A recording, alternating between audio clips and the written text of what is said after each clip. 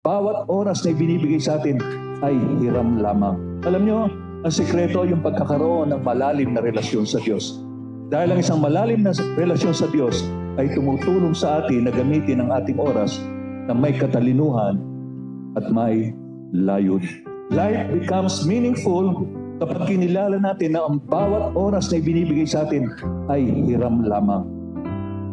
Tandaan natin, hiram lamang yan. Alam niyo pa paano mabuhay na may katalinuhan? Maging mapagpatawad ka. Maglingkod ka na may katapatan sa Diyos. Magsalita ka na mayroong biyaya sa iyong bibig. Magandang imarites, si Kristo. Manalangin ka sa tuwina. Yan ang pamumuhay na may katalinuhan.